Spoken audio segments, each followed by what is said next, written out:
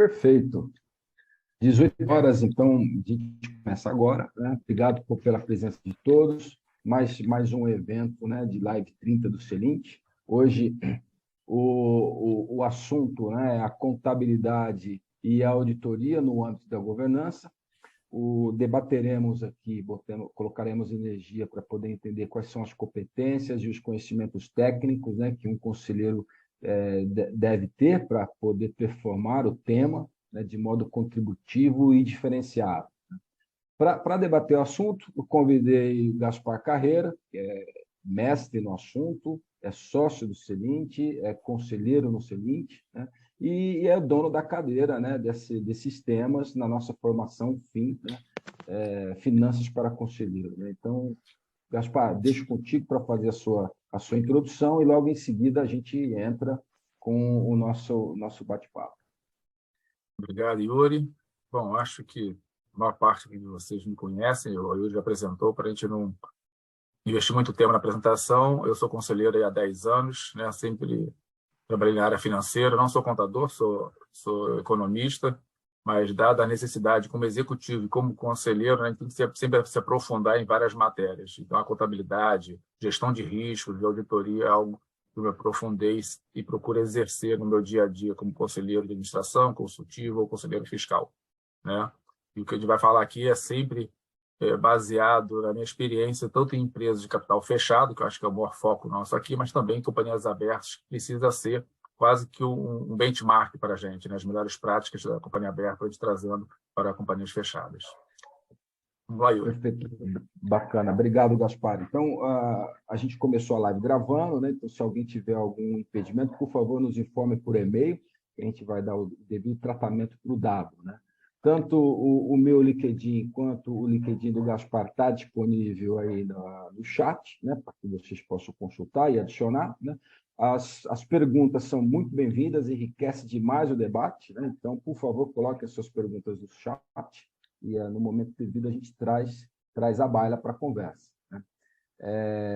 Então, vamos lá, vamos começar, Gaspar, né? Vamos lá. E vamos pelo tema inicial da conversa, né? Vamos debater sobre os conhecimentos mínimos, né, de contabilidade e de auditoria contábil, né, que um conselheiro precisa ter para performar de forma contributiva, né, na carreira de conselheiro nas empresas que ele presta o serviço de conselheiro consultivo. Não, legal. Gosto de ir direto ao ponto, mas acho que antes a gente precisa só fazer um comentário, né? Porque muita gente pensa, não, mas eu sou um especialista na área de tecnologia ou do varejo de marketing, porque eu preciso saber de finanças, né? A gente precisa lembrar que, diferente de quando a gente é executivo, que a companhia nos espera, que a gente conheça e seja um especialista daquele do tema, quando a gente vai para um conselho, né? As discussões e as decisões, elas buscam o consenso, né? As discussões pelo controverso e depois chegar a um consenso para recomendação ou aprovação de determinado ponto. Então, é necessário que todos os conselheiros conheçam o mínimo, né, das matérias que podem passar por esse board. Então, é importante que todos tenham conhecimento mínimo financeiro, contábil, de marketing, de vendas, de inovação, para efetivamente enriquecer as discussões de um conselho. E aí, quando a gente olha para a parte de finanças, principalmente contabilidade e auditoria, né, acho que tem alguns conhecimentos mínimos que a gente precisa preservar e que, infelizmente, algumas pessoas passam longe disso. Então, o primeiro deles, eu digo, né, é saber a diferença entre o que é competência, o que é regime de caixa e regime de competência, né? É saber para qual regime a sua empresa está sendo colocada, né? Em geral, é o regime de competência, mas algumas empresas que estão no regime tributário, né, do simples ou do lucro presumido, muitas vezes optam pelo caixa. Então, você tem que saber distinguir isso para ver como é que a empresa está contabilizando e fazendo a sequência. A outra é saber distinguir o que é uma despesa do que é um investimento, né? Porque uma vai diretamente ao resultado e vai impactar efetivamente o lucro e despesa da empresa, o outro vai a patrimônio e vai sendo depreciado ao longo do tempo. Então, dividir, né? Saber se aquilo que você está efetivamente incorrendo é uma despesa ou um investimento é importante para saber a alocação correta, né? A outra é entender um pouco de como é que se faz uma avaliação de investimento, né? Por mais que você vá fazer um investimento estratégico, você precisa saber se aquele investimento vai dar retorno ou não, né? E é lógico, né, saber diferenciar o que é um ativo, do que é um passivo, do que é um patrimônio líquido, né, do que é caixa do que é para fins de resultado econômico, né? Econômico de caixa. E riscos, né? Eu acho que entender um pouco dos riscos, né? Do que é risco para uma empresa, porque geralmente, não, minha empresa não tem risco, porque é tudo controlado, tudo certinho, né? O risco ele é inerente a qualquer operação, né? A gente está vivo, a gente está tendo risco de vida. E é importante saber o que é risco, saber quais são os impactos, né, financeiros, né, tangíveis, que esse risco vai impactar a minha companhia, os intangíveis também, e a probabilidade dele ocorrer. Então, ter esse conhecimento. Você trouxe um ponto bacana. É tema da próxima reunião do conselho que eu participo, que é revisitar o mapa de risco, né? É claro que o mapa de risco não é feito pelo conselho. O conselho ele tem que revisitar, faz parte da pauta anual do conselho, né? E a gente tem que se preparar para a reunião, né? Exatamente. E o Gaspar trouxe bem, né? O mapa de risco é uma coisa importante para o conselheiro e ele muda, né? Você avalia hoje, amanhã acontece uma coisa e põe esse mapa de risco completamente de perna para o ar. Mas vamos lá, Gaspar. Do ponto de vista da contabilidade, né? Quais são os artifícios mais usados, né, para poder distorcer o desempenho, o resultado, né, de uma companhia? Eu gosto de dizer assim, eu acho que tem essas questões da manipulação, digamos, de resultado para vários fins, mas acho que também a gente tem que lembrar que a contabilidade, o objetivo dela é registrar com que as operações de uma companhia, de forma correta, estejam registradas nos seus demonstrativos, né? A contabilidade nada mais é que uma ciência, né, que ela busca estudar a evolução do seu patrimônio, do seu negócio, né, registrando todas as operações de forma correta. E isso, muitas vezes, a operação ela é complexa, né? Muitas vezes a equipe não tem o correto entendimento da operação ou dos procedimentos contábeis, das melhores práticas. E isso pode fazer com que ocorram erros e aí sejam registrados de forma indevida. Então, o conselheiro também tem que prestar atenção nisso, não só na questão da manipulação, mas nos possíveis erros que podem ser gerados a partir da complexidade da operação, da própria complexidade da contabilidade, né? Dependendo do tipo de negócio, setor, se é regulado ou não, isso pode impactar. Agora, tem diversas manipulações, né? Acho que a mais conhecida e colocada aí é para impactar, né, o bônus executivo e dos gestores da companhia, né? Eles incham o resultado em termos de receita, a gente fala de diferem despesas, né? Eles botam despesas para serem contabilizadas a longo prazo, ou ativam uma despesa, né? Jogam como investimento uma despesa para ir amortizando por 5, 10 anos, então não reconhece a despesa de forma correta. Então, o objetivo de inflar o resultado positivamente para bônus é interessante, acontece muito. A outra é distorcer um pouco o financeiro e o lucro da empresa para obtenção de empréstimo. Você melhora o rating do seu balanço, né, para poder obter empréstimo. Então, você faz um tipo de manipulação contábil. Outra, né, o foco, né, a gente fala de mercado, né, mas a minha empresa não é aberta. Isso, mas tem vários stakeholders que podem estar olhando o seu balanço, né? Fornecedores, clientes, bancos, e aí você manipula ativo e passivo, melhora resultado, melhora indicadores, né? Você melhora o ativo ou o patrimônio líquido, reduz passivo para efetivamente os indicadores de liquidez da empresa ou o ROI da empresa melhorar. O outro, né, a gente falando aqui de empréstimo para banco, muito banco, inclusive para empresas de capital fechado, estipulam no contrato o que a gente chama de covenants, né? Os seus empréstimos, financiamentos, eles não podem ultrapassar determinados indicadores, né? Da dívida líquida, da dívida bruta da empresa versus ativo ou versus o lucro ou EBITDA da empresa. E aí você manipula para melhorar e não quebrar esse covenant, né? Quando você quebra um covenant, você tem que sentar em negociação ou até faz com que a dívida seja paga à vista e não mais conforme contratado. Perfeito. E a pressão, né? Acho que assim, outra causa aí de manipulação é a pressão para terem resultados cada vez melhores e nos curtos espaços de tempo. Então, a gente tem que tomar cuidado quando a gente é conselheiro também, ou até empresário, de que a pressão que a gente impõe para melhora dos resultados também faz com que o próprio executivo faça manipulação nos resultados da empresa. Você vê, eu trouxe essa pergunta, né, e já fui para um outro extremo, né, que a gente começou falando, né, quais são as competências, né, os assuntos que o conselheiro precisa saber, e depois já mergulha para aqueles pontos, né, onde o conselheiro tem que usar seus olhos de investigador, né, para poder questionar os números, né, mas Mas vamos lá, a Ana traz um ponto interessante aqui, né? Baseado na tua experiência, Gaspar, né? É que você tem visto contadores, né, atuando como conselheiros consultivos, ou eu até avanço um pouquinho, né? Contadores se formando, né, em governança? Sim, eu acho que, aí falando do universo mais amplo, né?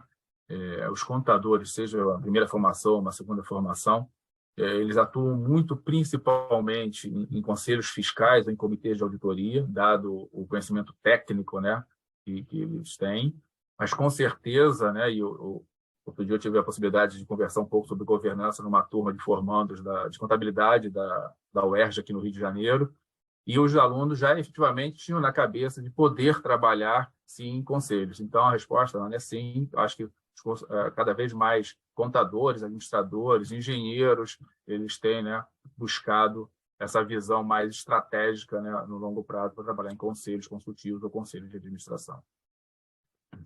Bacana, o Gaspar, agora mudando o foco para a auditoria contábil, né? Onde que é importante para um conselheiro investir seu tempo, né, ao analisar os reports, né, dos auditores, os relatórios dos auditores? Né? Onde que é bacana investir o ponto para poder entender? Legal. Então, a gente costuma colocar, a gente fala na nossa aula, a auditoria ela não tem que ser pontual, né? Fez um ano, faz daqui a 3, daqui a outro, ela tem que ter um plano recorrente de estar auditando o balanço da empresa, preferencialmente se espelhando em companhias abertas, né? Que esse trabalho de auditoria, os relatórios sejam feitos trimestralmente, que você vai avaliando aos poucos, vai vendo a evolução da companhia. Se a gente falou de mapa de riscos aqui, né? Então, quando a gente olha os riscos, elas estão ligadas aos processos da companhia e o impacto que ela tem nos resultados da empresa. Então, olhar esses riscos e mapear através do relatório de auditoria onde é que você tem que pontuar, quanto mais risco, quanto maior o risco, maior o impacto financeiro, maior a probabilidade, são os pontos que você tem que realmente focar. Uma outra é o relatório de controles internos, que a própria auditoria coloca junto com o ITR, né? Anualmente, geralmente ele faz. Então, esse alvo de controles internos, onde tem maiores riscos elevados, né, as contas de maior relevância da companhia, é onde realmente o conselheiro precisa estar olhando. Agora, lembrando que a auditoria externa não é o único modelo de controle da empresa, né? E o conselheiro não pode puxar essa responsabilidade para si de forma individual. Ele precisa lembrar que tem uma série de questões que a gente precisa estar acompanhando dentro da organização para que esse relatório ele seja um pouco melhor, ou seja, saia ileso, né? A gente precisa lembrar que seja uma equipe contábil própria, contábil, fiscal e outras, ela precisa ter conhecimento, ter uma educação contínua e um aculturamento em governança e compliance, né? Seja a equipe interna ou seja o escritório externo contratado. E aí, assim, vamos fugir dos antigos guarda-livros, com todo respeito ao profissional, mas tem muito escritório de contabilidade antigo, eu falo isso de carteirinha, meu pai tinha um escritório de contabilidade na época que ele era vivo, e, em geral, eles são realmente guarda-livros, eles fazem a escrituração e não agregam valor no consulta, e muitas vezes nem fazem a escrituração, só fazem sob demanda. Então, assim, procurar empresas mais sérias e que tenham condições de assessorar você de forma contábil e fiscal também, né? Ter os seus processos da sua empresa mapeados com controles, né? Eu digo controles não ingênuos, inclusive, em evolução, é importante para te dar mais segurança. Você ter um processo, uma equipe ou uma contratação de auditoria interna para que ele avalie os processos da empresa, os controles, como é que está a operação, se tem indícios de fraude, se tem possibilidade de fraude. Então, não é só auditoria externa, é auditoria interna também, né? Você usar o auditor como uma entidade certificadora para dar segurança para você e para todos os seus stakeholders, né? E aí, essa auditoria, não a que você contrata, mas as empresas de auditoria podem também servir como uma terceira opinião em caso de operações mais complexas e que fogem do dia a dia, né? Então, aquilo que você vai fazer, você pode consultar o seu contador interno ou externo, mas contrate um parecer externo, uma terceira opinião também, quando ela for mais complexa. Um outro ponto muito importante para te dar segurança, né? Constitua, estruture e consolide um canal de denúncias com apuração terceirizada. E esse canal de denúncias ele é tanto interno como externo. Então, qualquer tipo de de problema, de indício, né, que a sua equipe, que está com a cultura, que tem educação continuada em compliance, em governança, vai poder denunciar o que está acontecendo. Um fornecedor, um cliente também vai poder fazer essa denúncia através desse canal. E aí, como eu falei, né, apesar de a gente estar com foco em empresas de capital fechado, geralmente com estruturas menores, que estão em processo de amadurecimento e evolutivo, a gente precisa espelhar na governança das empresas abertas. Porque, em termos de cultura, é muito importante. Então, a gente precisa espelhar e trazer esse benchmark para dentro das empresas que a gente está. A outra, o órgão que mais sente é o bolso do executivo. Então, você tem uma política de impactar a remuneração dos executivos, caso tenha algum tipo de fraude, é importante também para minimizar o risco. E o principal papel do conselheiro, ele entender de finanças básicas e ele fazer sempre uma análise integrada e não isolada de balanço, de ativo, de caixa, né? Tentando fazer a leitura combinada no mínimo desses 3 demonstrativos financeiros: balanço, caixa e resultado do custo de venda. Pô, aproveitando esse ponto que você traz, e veio bastante a calhar com a pergunta do Maurício aqui, né? Você foi contratado para ser conselheiro de uma empresa, né? Antes, engraçado que isso foi conversa do nosso case, né? Do Alumni, do mês passado, né? Com a Revisia, né? Você, antes de aceitar a posição de conselheiro, né? É razoável você fazer uma avaliação do resultado financeiro da empresa, das questões de compliance, por exemplo, tentar entender um pouco a situação financeira da empresa antes de aceitar uma posição de conselheiro? Com certeza.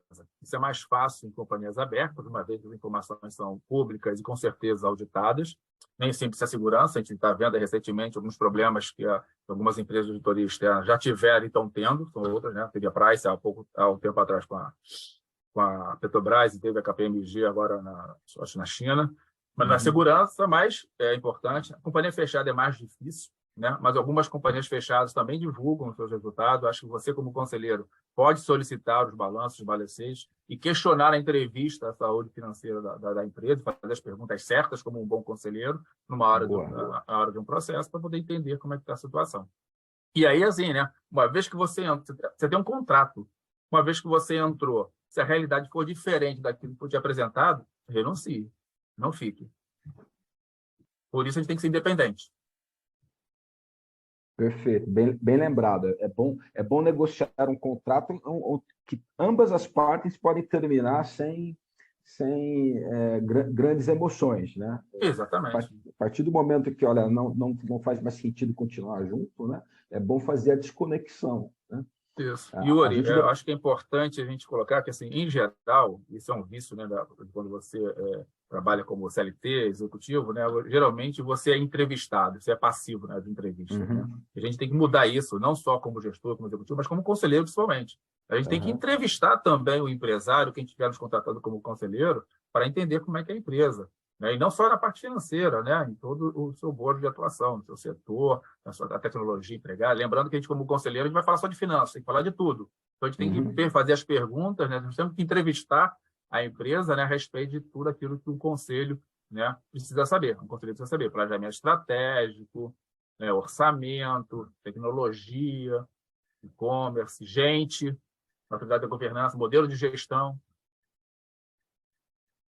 Isso, o processo de entrevista ele permitir uma visita real, né, no campo, né, melhor ainda, né? Você vai andar pela organização e, enfim. Mas voltando para o ponto, né, que isso aqui traz até um link, né, daquilo que a gente conversou anteriormente, né? Um conselheiro, ele tem na prática, né, na vida real, baseado na tua experiência, ele tem contato com a equipe de auditores externa, né? Até interna, vai, pressupondo que a organização tenha uma equipe de auditoria interna. Claro. Assim, como eu disse, né? Sempre se espelhando na companhia aberta, trazendo para que essas melhores práticas sejam executadas também na companhia fechada. Em companhia aberta, principalmente quando está no nível de governança mais elevado, nós temos um órgão de governança chamado Comitê de Auditoria, que responde geralmente ao Conselho de Administração. E a auditoria interna, ela geralmente responde para esse comitê de auditoria, né? Responde ao conselho e diretamente ao comitê de auditoria, assim como a auditoria externa se reporta a esse comitê de auditoria também, né? Tanto no seu plano anual, como nas principais discussões que ela possa vir a ter, ou as dificuldades que ela possa vir a ter dentro da organização. Espelhando para a companhia fechada, muitas vezes ela pode não ter um tamanho que suporte um órgão de governança, logo sim o conselheiro consultivo, principalmente aquele que tem mais afeito à parte financeira, ele deve fazer esse papel de contato com a auditoria interna e com a auditoria externa. Validar o plano anual, ver as dificuldades, ver quais são as respostas dos trabalhos que estão acontecendo. Bacana, que a gente traz aquela figurinha que o Vanderlei sempre ensina para a gente no PFC, né? Aquela parábola, né? Você sai do hands-off e vai para o hands-on, né? Que é a característica do conselheiro consultivo, ser mais hands-on. Não é nos hands-off, é hands-on. Tá. Numa reunião de conselho, né, baseado na tua experiência também, esses relatórios de auditoria, eles são apresentados por quem? Né? Pelo CFO, pela equipe de auditoria, interna ou externa, daquilo que você viu aí no mundo, o que normalmente acontece? Isso varia um pouco, mas geralmente o CFO, né, o financeiro, né, da companhia, ele é o responsável por estar levando essas questões. Mas nos fechamentos trimestrais ou no anual, em companhias abertas, né, a própria auditoria externa ela faz uma apresentação e a administração faz as suas explicações e as suas defesas. E assim eu acho que a gente pode proceder também numa empresa de capital fechado. A auditoria externa ela apresenta, né, os seus relatórios, os seus pontos. A administração ela já teve antes, recebeu isso, né, ou seja, os executivos, né, da empresa, o financeiro e outros, faz suas argumentações e apresenta isso para o conselho consultivo em conjunto com a auditoria externa. E a gente tem que lembrar que não é contraposição, né? É um trabalho em conjunto. A gente tem que olhar a auditoria externa como mais um braço de compliance da organização. Então, a área, geralmente a área financeira que lidera isso internamente, ela precisa trabalhar e atuar em conjunto, né? Como uma equipe, não como um adversário. Isso é importante, né? Eu acho que a empresa e o conselho precisa receber a auditoria interna e externa numa entrevista e mostrar as suas preocupações, né? Eles conhecem o negócio. Então, assim, me ajuda a entender aqui por que meu processo de comissionamento está gastando tanto e não está vindo receita. Eu acho que esse processo, meu processo aqui não é tão bom, sistemicamente falando. Posso ter vulnerabilidade. E aí o auditor vai lá diretamente. Né? Lembrando que o auditor, ele conhece, ele precisa se contratar, né, com auditores conhecidos, íntegros, independentes, com conhecimento do setor, mas cada empresa é uma empresa. Tem que ser os processos de forma diferente, seu sistema diferente. Então, você precisa, efetivamente, municiar o auditor externo, né, aonde ele precisa ir. Por mais que ele tenha um plano completo, e com certeza ele vai fazer um raio-x dessa empresa. Né? O auditor externo, geralmente, o executivo da empresa, principalmente de capital fechado, ele acha que o auditor vai olhar o balanço, né, de uma financeira. Não. Ele vai olhar todo o ambiente de controle dessa empresa, todo o ambiente sistêmico. Ele vai olhar como é que a parte tributária, previdenciária, trabalhista. Ele vai ver como é que você faz os seus principais processos para ver se não tem vulnerabilidade. E essa vulnerabilidade pode levar a um equívoco, né, a um registro equivocado da sua operação. Então, ele tem que conhecer a sua empresa a fundo. Bacana. E aí, o conselho tem que ser esse facilitador.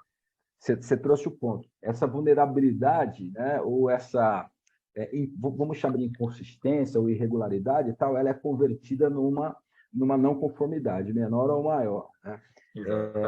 E assim, eu não tenho preconceito nenhum de você ter como resultado de uma auditoria um grupo de não conformidades. Né? É claro, tem que ser um número razoável, tem que ser conformidades que tem sentido, até para demonstrar uma evolução, né, dos processos internos, de coisa e tal.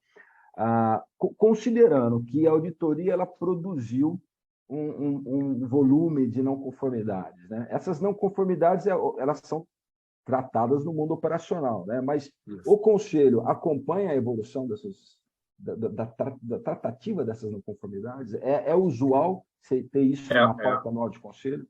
Com certeza. Você falou bem das vulnerabilidades e você botou dos pesos, né? Você tem as vulnerabilidades mais materiais e a outra de conformidades menos materiais, né? Então, acho que o conselho precisa olhar aquelas que são materiais, olhar no plano de ação, né? O que está sendo executado, como, se está atrasado ou não está atrasado. E aí o comitê de auditoria, ou a auditoria interna, ou uma área de risco, se você tiver, é o que vai fazer essa ligação, ele vai se expondo.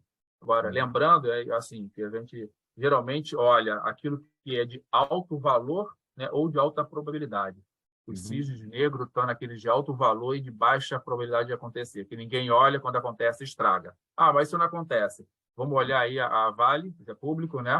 O que aconteceu com as barragens, ninguém esperava que isso acontecesse, né? E aconteceu. E tem vários outros casos aí, né? Pandemia, grande cisne negro, que acabou com um monte de empresa. Então, você tem que ter um plano de contingência, um plano de riscos apontado. Então, tem que olhar também aquilo que é de baixa probabilidade de ocorrência, mas que tem alto valor de impacto na companhia. Perfeito. O Rodolfo traz um ponto aqui, né? A auditoria interna ou externa, ela pode avaliar alguns pontos que não estão alinhados com o plano estratégico da organização? Sim, com certeza, né? Até porque não há uma conexão direta, né, com o plano estratégico, como eu falei, né? Acho que a conexão mais direta é com os riscos da empresa, com a matriz de risco, né? E com a materialidade dos assuntos. Então, com certeza, o plano anual ele precisa da auditoria interna e da auditoria externa, ele precisa seguir esse mapa de riscos para tentar trazer, né, o impacto financeiro. Você não consegue, né, diminuir, né? O bom é grande, mas ele tem que reduzir a probabilidade daquele risco se materializar. Como? Através do aperfeiçoamento, através da sistematização dos controles internos da organização.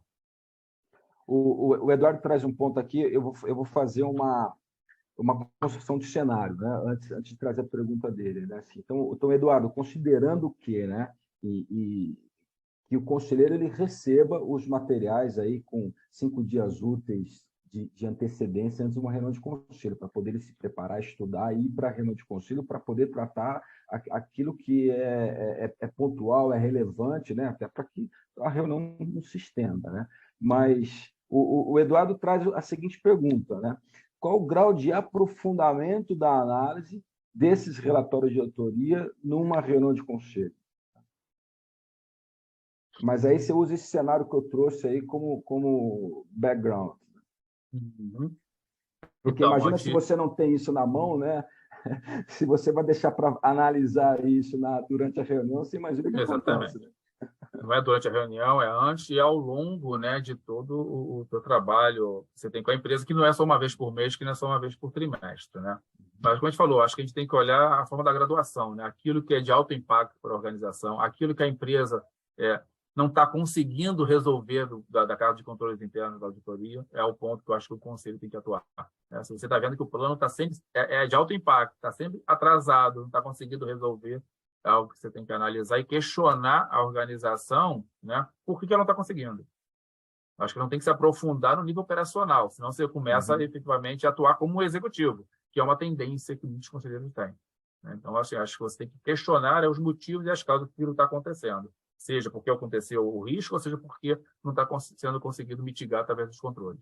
E vocês estão precisando de ajuda, né? Vocês precisam do quê? De investimentos, vocês precisam de uma consultoria, vocês precisam que a auditoria detalhe mais o ponto para vocês. Acho que é facilitar, né? Discutir para que você possa facilitar a mitigar o risco. Respondi, Eduardo. Obrigado, Gaspar. Vamos trazer aqui para a conversa qual a relação, né, e a complementariedade, né, entre esses três players, né? A auditoria interna, a auditoria externa e a equipe ou departamento de controles internos, né? Então, quem é responsável pelo quê, né? Em que pontos que eles têm alguma intersecção? Então, todos são responsáveis por tudo, né? Só que a gente chama de linhas de defesa, né? As áreas da companhia, os gestores, eles são a primeira linha de defesa, da qual eles estão responsáveis por manter os seus controles operativos e mitigando os riscos operacionais. É a primeira linha de defesa.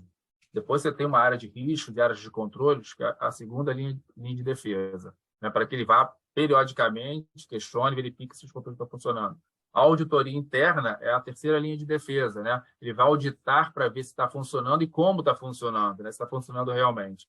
E ainda tem a auditoria externa que pode fazer, né, a última visão. E as companhias, né, hoje, cada vez mais, se falou controle interno e risco, cada vez mais trabalham no GRC, né? Governança, riscos e controle, para justamente que toda a empresa de forma cultural, ela começa a acompanhar a sua operação de forma naturalmente com controles internos. E aí minimiza bastante.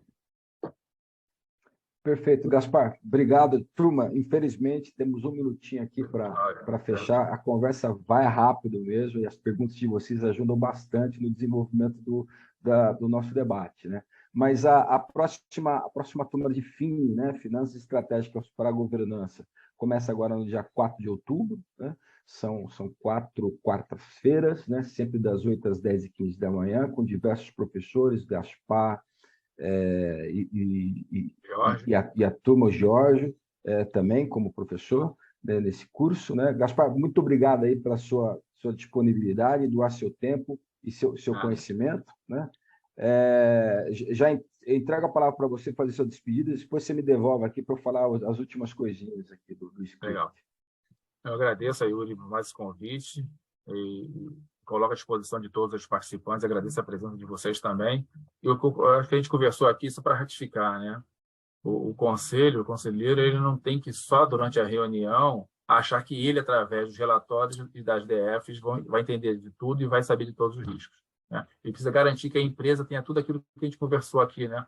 Áreas sempre em evolução, com cultura, com educação contínua, área de auditoria interna, uma empresa de auditoria externa conhecida, independente, fazendo um trabalho recorrente, né, canal de denúncia, quer dizer, tem uma série de ferramentas, de instrumentos que ele tem que implementar na empresa, né, isso aí a médio e longo prazo, para que ele tenha segurança no que ele está fazendo, nos números que ele está vendo.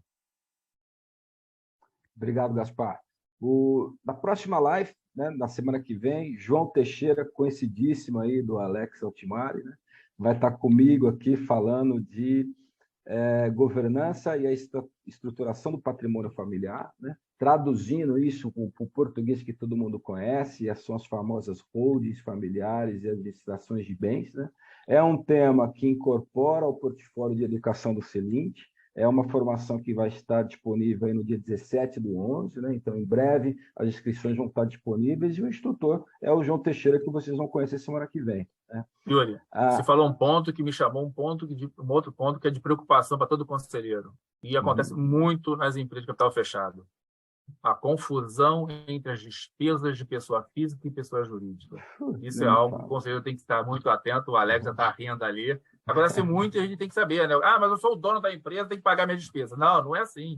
Você tem a sua remuneração, seja pelo trabalho, seja pelo capital, que tem que pagar a sua despesa. Isso aqui não tem que efetivamente ser contabilizado como despesa da companhia. Isso é muito comum, e o conselheiro tem que estar atento para isso. Perfeito. O próximo evento online e gratuito é do Alumni, do Celint, né? Vai ser no dia 27/10, é um estudo de caso, é uma revisão do estudo de caso que nós fizemos com a Revisia, né? Agora num formato em que todos os conselheiros podem participar, então em breve isso vai estar no ar também, né? E lembrando aí, o nosso fórum de conselheiros, dia 5/11, 240 profissionais amantes de governança, debatendo governança, debatendo os resultados positivos da governança na administração de uma empresa, né? Além do que uma ótima oportunidade de network. Então, gente, obrigado aí e até a próxima quarta-feira aí com o João Teixeira. Obrigado, gente. Obrigado, Gaspar. Forte abraço a todos. Obrigado, turma.